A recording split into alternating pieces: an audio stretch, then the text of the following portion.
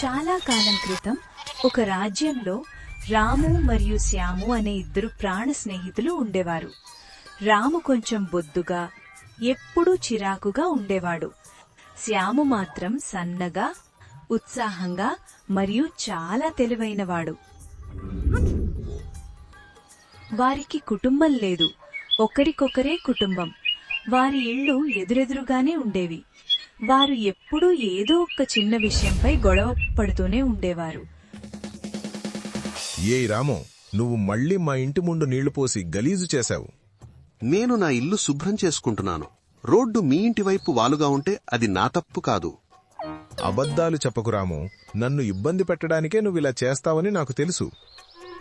ఊరి జనం కూడా వారి గొడవలను రోజూ చూసి అలవాటు పడిపోయారు. ఒకరోజు శ్యాము కూరగాయలు కొనడానికి మార్కెట్కు వెళ్లాడు. ఈ పనసపండు ధరెంత? ఓ శ్యాము భయ్యా, చాలా కాలం తర్వాత కనిపిస్తున్నారు. మీ స్నేహితుడెక్కడా? మీరిద్దరూ మళ్లీ గొడవ పడ్డారని మాత్రం చెప్పకండి. అతని పేరు నా దగ్గర ఎత్తకు. నేనడిగింది మాత్రం చెప్పు. సరే సరే, కోప్పడకండి. కోపం ఆరోగ్యానికి మంచిది కాదు. మీకోసం ఈ పనసపండు కిలో 50 రూపాయలు. ఏ భయ్యా, నాక్కూడా ఒక పనసపండివ్వు. ఓ రాముభాయ్, ఇప్పుడే మీ గురించి మాట్లాడుకుంటున్నాం. మీరు 100 ఏళ్లు చల్లగా ఉంటారు. ఓ, వినడానికి బాగుంది. కాని రాముభాయ్, ఇక్కడ ఒకే ఒక పనసపండు మిగిలి ఉంది. అయితే ఏంటి? అది నాకే ఇవ్వు. ఏమంటున్నావు? నేను ముందు వచ్చాను, ఇది నాది. దీనిమీద నీ పేరు రాసి ఉందా? నేనిప్పుడు ఇక్కడున్నాను కాబట్టి ఇది నాది. దీన్ని ఎలా పట్టుకుంటావో నేను చూస్తాను. ఇదిగో పట్టుకున్నాను. ఇప్పుడేం చేస్తావు? అబ్బో, దేవుడు నిజంగానే ఒక వింత జంటను కలిపాడు. శత్రువుల్లా గొడవ పడతారు, కాని కుటుంబంలా కలిసి ఉంటారు. వీరిని ఎప్పటికీ అర్థం చేసుకోలేం. ఏయ్ ఏయ్, గొడవ పడకండి, ఆపండి. నా దగ్గర ఒక ఉపాయం ఉంది. నేనీ పండును 2 ముక్కలుగా కోసి ఇద్దరికీ సమానంగా ఇస్తాను. అప్పుడు మీరిద్దరూ సంతోషంగా ఇంటికి వెళ్లొచ్చు. ఏమంటారు? రాము మరియు శ్యాములకు ఈ ఆలోచన నచ్చింది. వ్యాపారి పండును 2గా కోసి ఇద్దరికీ ఇచ్చాడు. వారు వెళ్తుండగా రాజభవనం నుండి ఒక వ్యక్తి గుర్రపు బండిపై వచ్చాడు. వినండి వినండి వినండి గ్రామస్తులారా, రాజుగారు రాజభవనంలో పానీపూరి తినే పోటీని నిర్వహిస్తున్నారు. తక్కువ సమయంలో ఎవరైతే ఎక్కువ పానీపూరీలు తింటారో వారే విజేత. విజేతకు బంగారు బహుమతితో పాటు 1 నెల రోజుల పాటు రాజభవనంలో రాజభోజనం లభిస్తుంది. ఆసక్తి ఉన్నవారు వచ్చి రాజభవనంలో తమ పేర్లను నమోదు చేసుకోండి. వినండి వినండి వినండి.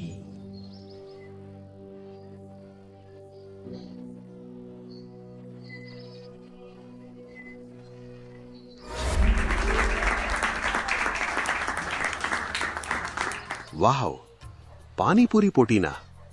ఆ ఊహే నా నోట్లో నీళ్లు తెప్పిస్తోంది. బంగారు బహుమతి కూడానా? అద్భుతం. నెల రోజుల పాటు భోజన ఖర్చు కూడా తప్పుతుంది. అన్నింటికంటే ముఖ్యంగా నేను గెలిచిన తర్వాత శ్యామును ఏడిపించవచ్చు. ఎందుకు పాల్గొనకూడదు? ఇలాంటి అవకాశం రోజు రాదు కదా. రాము మరియు శ్యాము ఇద్దరూ రాజభవనానికి వెళ్లారు. రిజిస్ట్రేషన్ లైన్లో నిలబడి ఒకరితో ఒకరు మాట్లాడుకున్నారు. ఓ శ్యాము, నువ్వు కూడా పాల్గొంటున్నావా? పాల్గొనకూడదు? ఇలాంటి అవకాశం రోజు రాదు కదా. చూస్తూ ఉండు, నీకంటే తక్కువ సమయంలో ఎక్కువ పానీపూరీలు తింటాను. శ్యాము, ఇలాంటి పోటీలు నీలాంటి సన్నని వాళ్లకు కాదు. నీ కల కలగానే మిగిలిపోతుంది. సరే కొవ్వుబట్ట, పోటీ రోజు ఎవరు గెలుస్తారో, ఎవరు విజేతవుతారో చూద్దాం. వీడిని చూడు, చిన్న శరీరం కాని మాటలు మాత్రం పెద్దవి. సరే, చూస్తూ ఉండు, నేనే ఈ పోటీ గెలుస్తాను.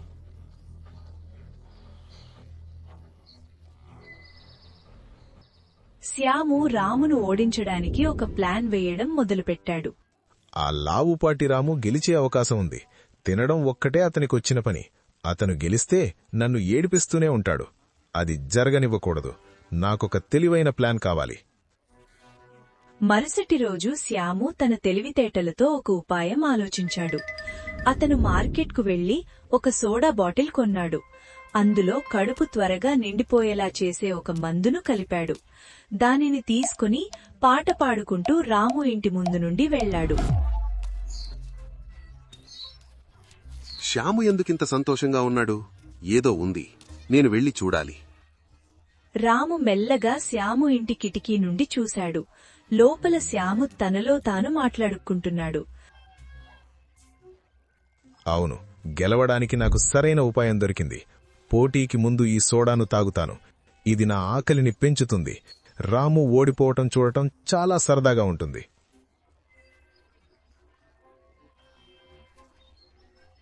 ఇది చూసి రాము తనలో తాను ఇలా అనుకున్నాడు. ఓహో, ఇదా శ్యాము ప్లాన్. ఆ సోడా బాటిల్ కనుక నాకు దొరికితే నన్ను ఎవ్వరూ ఓడించలేరు.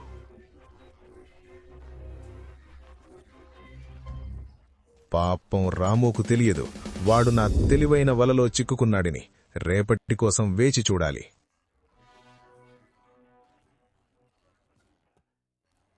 ఆ రాత్రి రాము మెల్లగా శ్యాము ఇంట్లోకి వెళ్లి ఆ సోడా బాటిల్ను దొంగిలించి తనతో పాటు తెచ్చుకున్నాడు. పోటీ రోజు రానే వచ్చింది. రాము మరియు శ్యాము ఇద్దరూ సిద్ధమై రాజభవనానికి వెళ్లారు. డప్పులు, వాయిద్యాలతో రాజభవనం సందడిగా ఉంది. పోటీలో పాల్గొనడానికి ఊరి నుండి పెద్ద సంఖ్యలో జనం వచ్చారు. శ్యాము, జనాన్ని చూసి భయం వేస్తోందా, లేక ఇప్పుడే ఓటమిని ఒప్పుకుంటావా? భయమా? నాకా? ఎవరు గెలుస్తారో నీకే త్వరలో తెలుస్తుంది. అప్పుడే రాజుగారు వచ్చి తన సింహాసనంపై కూర్చున్నారు. రాము రహస్యంగా తెచ్చుకున్న సోడాను పోటీ మొదలవ్వకముందే తాగేశాడు. పోటీని ప్రారంభించండి. అలా పానీపూరీ పోటీ మొదలైంది. అందరూ వేగంగా తినడం మొదలుపెట్టారు. రాము మరియు శ్యాము పానీపూరీలను విపరీతంగా తింటున్నారు. తక్కువ సమయంలో ఇన్ని పానీపూరీలు తినడం ఒక పెద్ద సవాలు. ఒక్కొక్కరిగా మిగతా పోటీదారులు పోటీ నుండి తప్పుకున్నారు. రాము మొదట్లో చాలా తిన్నాడు, కాని హఠాత్తుగా సోడా ప్రభావం మొదలై అతని కడుపు నిండిపోయింది. రాము ఇక తినలేక పోటీ నుండి తప్పుకున్నాడు.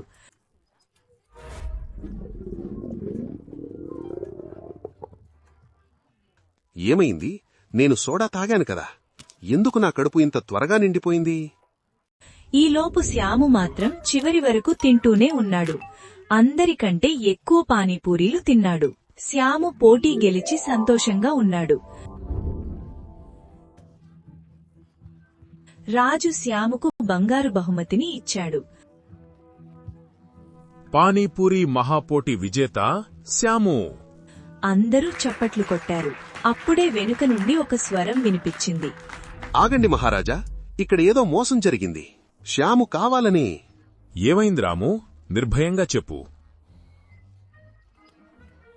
రాము వాక్యాన్ని పూర్తి చేయకుండానే హఠాత్తుగా ఆగిపోయి తనలో తాను ఇలా అనుకున్నాడు. తనలో తాను, నేను శ్యామింట్లో సోడా దొంగిలించానని చెబితే